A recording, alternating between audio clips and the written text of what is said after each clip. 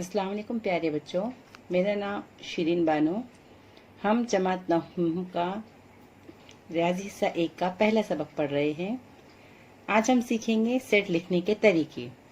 Set लिखने के 2 तरीके आपको दिए गए हैं, जिसमें सबसे पहला तरीका है फहरिस्ती तरीका, लिस्टिंग मेथड और रोस्टर मेथड। जैसे कि हमको नाम से ही जाहिर हो रहा है, फहरिस्ती तरीका। यहाँ पर हम दिए गए अरकान को, सेट के अरकान की फहरिस्त बनाएंगे और हर 2 अरकान को एक के बाद दिगरे हम कॉमा दे के लिखेंगे। यहाँ पर जो है अरकान की तरतीब अहमियत नहीं रखती, हम उनको किसी भी तरतीब में लिख सकते हैं, लेकिन तमाम अरकान का शामिल करना जरूरी है। ठीक है, इसको हम एक मिसाल के जरिए देखते हैं। हमारे पास फर्ज की एक मिसाल है कि 1 से 10 तक तबई आदात का सेट है ना।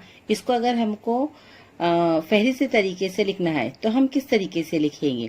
तो सबसे पहले मैं सेट को एक नाम देती हूँ, कैपिटल ए। सेट को लिखने के लिए हम मेहराबी कौस का इस्तेमाल करते हैं, तो यहाँ पे हम लेंगे एक मेहराबी कौस और हम 1 से तमाम के दरमियान के तमाम आदात को हम एक के बाद दीगरे लिखेंगे। कॉमा देकर हम इनको लिख सकते हैं। ठीक है, हम लिखेंगे 1, 2, 3, 4, 5 और इसी तरीके से हम पूरे आदात को हम 10 तक एक के बाद दिगरे इस तरीके से लिख सकते हैं।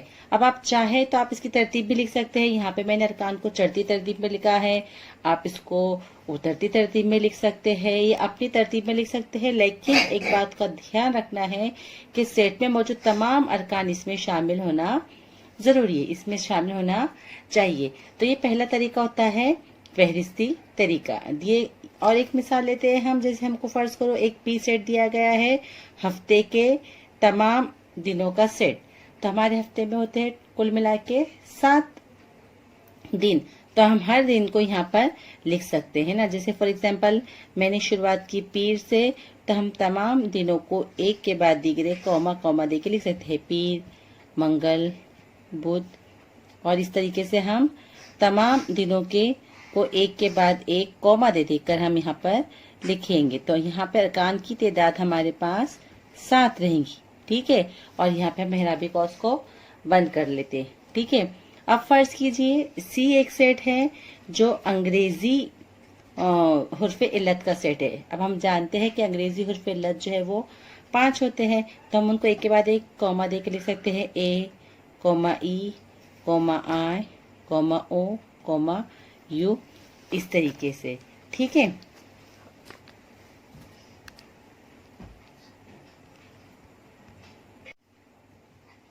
अगला तरीका है आपका इबारती तरीका या खुसूसियत बयान करने वाला इबारती तरीका। इसको हम इंग्लिश में रूल मेथड या सेट बिल्डर फॉर्म भी कहते हैं।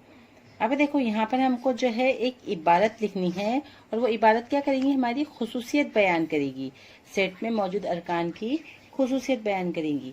तो यहाँ हम क्या करेंगे कि अरकान की फहरिस्त बनाने के बजाय हम सेट के रुकनों को जो है एक मुतगय्यर से जाहिर करते हैं, और वो जो मुतगय्यर होता है वो एक खास खुसूसियत को जाहिर करता है ना।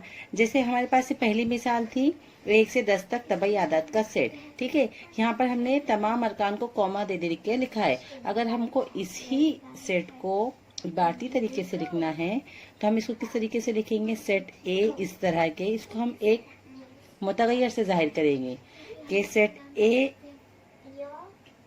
जो है वो सेट है एक्स का इस तरह के। अभी एक्स खुसूसियत जाहिर कर रहा है। एक्स क्या है, देखो एक्स यहाँ पर तबई आदात है, तो हम लिखेंगे एक्स रुकन है तबई आदात का, सेट ऑफ एन का, इस तरह के एक्स जो है वो 1 या 1 से बड़ा है और 10 या 10 से छोटा है ना। तो यहाँ पर ये आगे इसकी खुसूसियत। इसको हम और एक तरीके से इसको हम एक और तरीके से लिख सकते हैं।